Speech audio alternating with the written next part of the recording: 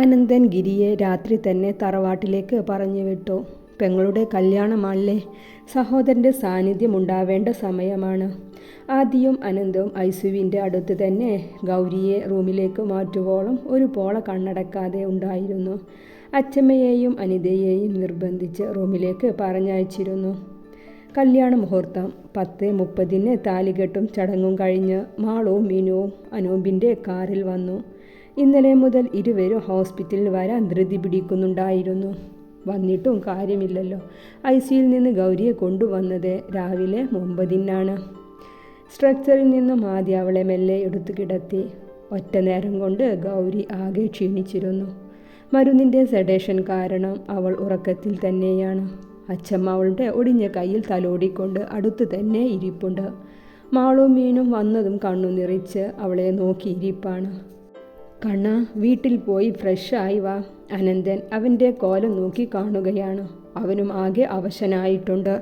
ഗൗരിയെ റൂമിലേക്ക് മാറ്റിയ ശേഷം അടുത്തു നിന്ന് പോയിട്ടില്ല.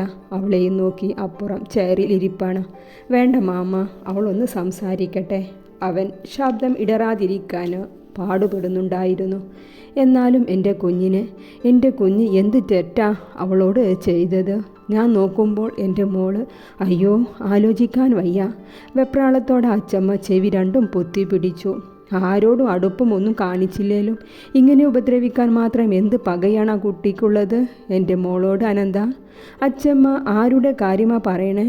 നന്ദുട്ടി കാൽ വഴുതി വീണതല്ലേ? ആദിയാണ്.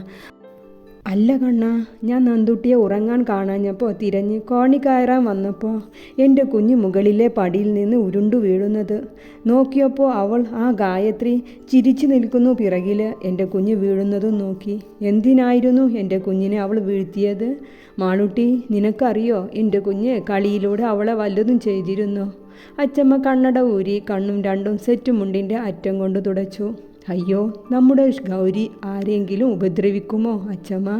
അവൾക്ക്, ആ ഗായത്രിക്ക് ചെറുപ്പം മുതലേ ഉള്ളതാ ഈ ശീലം. അവൾക്ക് ഇഷ്ടപ്പെടാത്തവരെ ദ്രോഹിക്കൽ. ഇന്നലെ ലക്ഷ്മണ മാമ ഒരുപാട് തല്ലി അവളെ. ഗൗരി കണ്ണേട്ടൻ്റെ പെണ്ണാവണത് അവൾക്ക് ഇഷ്ടമില്ലത്രേ. അവൾക്ക് വേണമത്രേ കണ്ണേട്ടനെ. മാളുവിൻ്റെ സംസാരം കേട്ടതും എല്ലാവരും ഞെട്ടി. എന്നെയോ? ഛേ! ആദി പറഞ്ഞുകൊണ്ട് മുഖം തിരിച്ചു കളഞ്ഞു. അച്ഛനെയും സഹോദരനെയും തിരിച്ചറിയാത്ത ജന്തു. അവൻ പല്ല് ഞെരിച്ചുകൊണ്ട് പറഞ്ഞു. അച്ചമ്മ, അവൾക്ക് കണ്ണേട്ടനോട് ഇഷ്ടമുണ്ടായിട്ടൊന്നും അല്ല, പണ്ടേ ഉണ്ട്. ആർക്ക് നല്ലത് കിട്ടരുതെന്ന അസൂയ. കോളേജിൽ പഠിക്കുന്ന സമയത്ത് ഒപ്പം ഉണ്ടായിരുന്ന കൂട്ടുകാരിയുടെ ചെക്കനെ വേണമെന്നും പറഞ്ഞ് അവരെ തമ്മിൽ തെറ്റിച്ചു.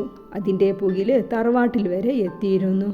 പിന്നെ അവർ തമ്മിൽ അടിയായി പിണക്കമായി. ആ ചെക്കനും പെണ്ണും 2 വഴിക്കായപ്പോൾ അവൾക്ക് സമാധാനമായി. ഇങ്ങനെ ഒരു സ്വഭാവമാണ്. 4-ാം കുന്നത്തെ മുത്തശ്ശനും കണക്കിന് ശകാരിച്ചിട്ടുണ്ട്. മാളുവിൻ്റെ സംസാരം കേട്ട് അച്ചമ്മ അനന്തുനെ ഒന്ന് നോക്കി, എന്തോ തീരുമാനിച്ച പോലെ. അച്ചമ്മ, വേദനിക്കുന്നു. ഗൗരി കണ്ണുകൾ തുറക്കാൻ പാടുപെടുകയാണ്. അവളുടെ ശബ്ദം പുറത്തേക്ക് വന്നു. എല്ലാവരും വെപ്രാളത്തോടെ അവളെ നോക്കിപ്പോയി.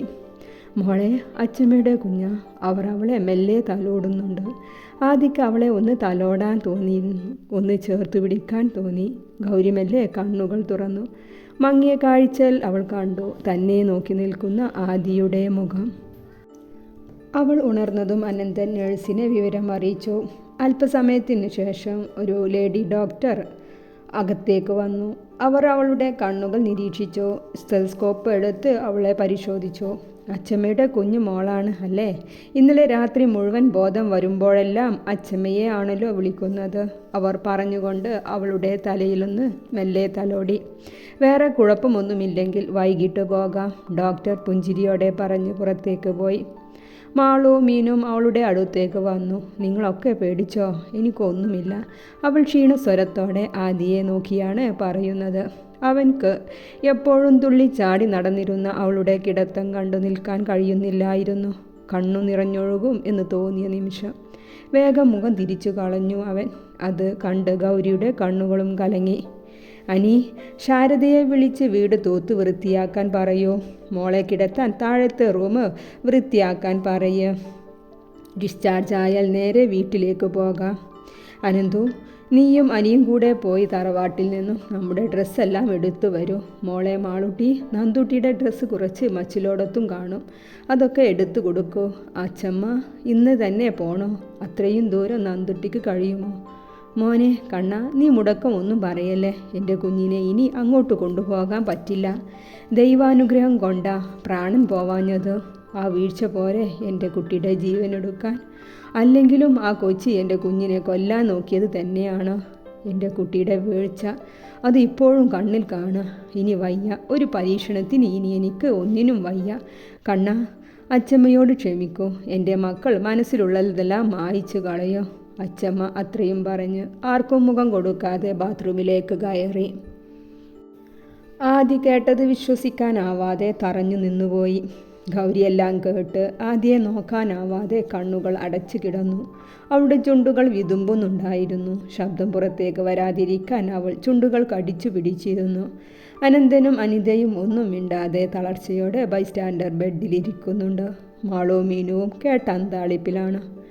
ആദി ഒന്ന് വേച്ചുപോയി. പിന്നെ അവിടെ നിൽക്കാതെ റൂമിന് പുറത്തേക്ക് ഇറങ്ങി.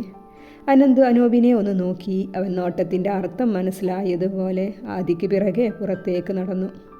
മാളു ഗൗരിയുടെ അടുത്തേക്ക് വന്നു. കരയില്ലേ, മുറിവുള്ളതല്ലേ, വേദനിക്കും. അച്ചമ്മ സങ്കടം കൊണ്ട് പറഞ്ഞതാകും, എല്ലാം ശരിയാകും. അവൾ ഗൗരിയുടെ നെറ്റിയിൽ ചുമരമർത്തി. മീനു അവളെ സമാധാനിപ്പിക്കും പോലെ തലയിൽ മെല്ലെ തലോടി. അപ്പോഴും അവൾ കണ്ണു തുറന്നില്ല. ഇരു സൈഡിലൂടെയും കണ്ണുനീർ ഒഴുകുന്നുണ്ടായിരുന്നു. മാളുവും മീനും അനന്തനെയും അനിതയെയും നോക്കി യാത്ര പറയും പോലെ. പിന്നെ പുറത്തേക്ക് ഇറങ്ങി.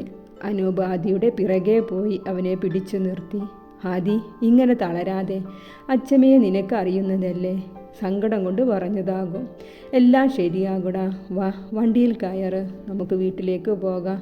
ഒന്ന് ഫ്രഷായി ഒന്ന് ഉറങ്ങ്. ഇന്നലെ മുഴുവൻ ഉറങ്ങാത്തതല്ലേ നീ. ആദ്യം അവൻ പറയുന്നതിനൊന്നും മറുപടി പറഞ്ഞില്ല. കാർ പാർക്കിങ്ങിലേക്ക് നടന്നു. 4 പേരും കാറിൽ കയറി. വീടെത്തുവോളം ആരും പരസ്പരം ഒന്നും സംസാരിച്ചിരുന്നില്ല. അനൂപേ, എന്നെ മച്ചിലോടെ തിറക്ക്. ആദ്യം വീടെത്താൻ നേരം അത് മാത്രമേ പറഞ്ഞുള്ളൂ. അനൂപ് കാർ മച്ചിലോടത്തേക്ക് വിട്ടു. കാറിൽ നിന്നിറങ്ങിയതും ആദ്യം മാളുവിനെ ഒന്ന് നോക്കി. ഏട്ടാ, ഞാൻ കീ എടുത്തിട്ട് വരാം, അവൾ മറുപടി നൽകി. 4-ാം കുന്നത്ത് എത്തിയതും മാളു കീയെടുത്ത് തൊടിയിലൂടെ മച്ചിലോടത്തെത്തി. ആദ്യ ഉമ്മറത്തുള്ള പടിയിൽ മടിയിൽ തലയും പൂഴ്ത്തി ഇരിക്കുന്നുണ്ട്. കണ്ണേട്ടാ.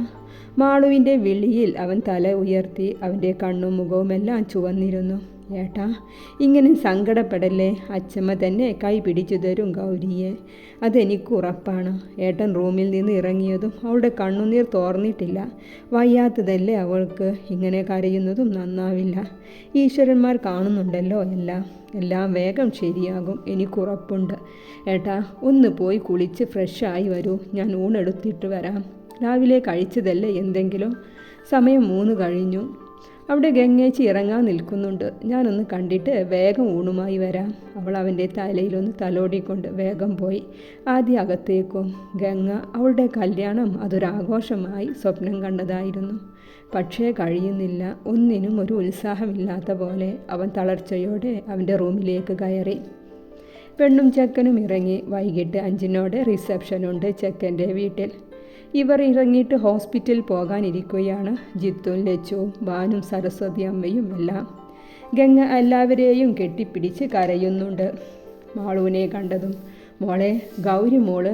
ആ കരച്ചിലിനിടയിലും അവൾ ചോദിച്ചു. ഒന്നുമില്ല ഗംഗേച്ചി, ഇന്ന് വൈകിട്ട് ഡിസ്ചാർജ് ആകും. കണ്ണേട്ടൻ അവൾ ചുറ്റും നോക്കി. ഒന്ന് കയ്യും മുഖവും കഴുകി വേഗം വന്നതാണ് ആദി. അവൾ ഇറങ്ങുന്നത് ഒന്ന് കാണാൻ. ആദിയെ കണ്ടതും ഗംഗ അവനെ കെട്ടിപ്പിടിച്ചു. കണ്ണേട്ടാ, പോയി വാ. എൻ്റെ കുട്ടിയുടെ താലികെട്ട് കാണാൻ കഴിഞ്ഞില്ല. സാരല്ല, നന്നായി ജീവിക്ക, സന്തോഷമായിട്ട് ജീവിക്ക. അവൻ അവളെ ചേർത്ത് പിടിച്ചു. ഗിരി അവളെ കാറിലേക്ക് കയറ്റി. ഗായത്രിയെ അവിടെയെങ്ങും കണ്ടില്ല. ജിത്തുവേട്ട വരൂ, ഹോസ്പിറ്റലിൽ പോകുക.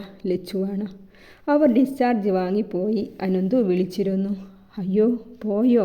അത്രയും ദൂരം മോളെ കൊണ്ട് എങ്ങനെ പോവാ? ഈശ്വര, ഞാൻ ചോദിച്ചതാണ് ലച്ചു. ഇങ്ങോട്ട് കൊണ്ടുവരാനും പറഞ്ഞു ഞാൻ. അത് വേണ്ട, പോകട്ടെ എന്നാ പറഞ്ഞത്. പിന്നെ എനിക്കും നിർബന്ധിക്കാൻ തോന്നിയില്ല. നമുക്ക് നാളെ പോകാൻ ലച്ചുവോ? കണ്ണാ, നീ കണ്ടോ മോളെ? അവനൊന്ന് മൂളിക്കൊണ്ട് അവിടെ ഇട്ടിരുന്ന ചെയറിലേക്കിരുന്നു. നീ വാ, സദ്യ കഴിച്ചില്ലല്ലോ. ലച്ചു അവനെയും കൂട്ടി ഡൈനിങ് ഹാളിലേക്ക് നടന്നു. ഒന്നും മിണ്ടാതെ അമ്മ വിളമ്പി കൊടുക്കുന്ന ഊണിലും നോക്കി അവൻ ഇരുന്നു. ശർക്കര ഉപ്പേരി കണ്ടതും അവൻ്റെ ചുണ്ടിലൊരു പുഞ്ചിരി മിന്നിമാഞ്ഞു. അവളുടെ നാട്ടിലേക്ക് ആദ്യമായി എത്തിയ ആ ദിവസം. അവളുടെ കുറുമ്പുകളെല്ലാം അവൻ്റെ മനസ്സിലൂടെ മിന്നിമാഞ്ഞു. എന്തേ കണ്ണാ, നീ കഴിക്കുന്നില്ലേ? ആ അമ്മ, കഴിക്കണം. ശർക്കര ഉപ്പേരി കൊതിച്ചിയാ അവള്. ഇന്ന് ഇവിടെ ഇരുന്ന് സദ്യ കഴിച്ചിരുന്നെങ്കിൽ ഇവിടെ ശർക്കര ഉപ്പേരി തികയാതെ വന്നേനെ അമ്മ. എത്ര കൊടുത്താലും ഒരു നിമിഷം കൊണ്ട് തീർക്കും പെണ്ണ്, അവൻ പറഞ്ഞുകൊണ്ട് കണ്ണുനീർ തലചെരിച്ച് ഷോൾഡറിൽ തുടച്ചു. കേട്ടുകൊണ്ട് അടുത്തു നിന്നിരുന്ന ലച്ചുവിൻ്റെയും മാളൂൻ്റെയും കണ്ണുകൾ നിറഞ്ഞുപോയി. ആദിക്ക് ഒരു വറ്റി ഇറങ്ങുന്നില്ല. കഴിച്ചെന്ന് വരുത്തി അവൻ ഇല മടക്കി വെച്ച് എഴുന്നേറ്റു.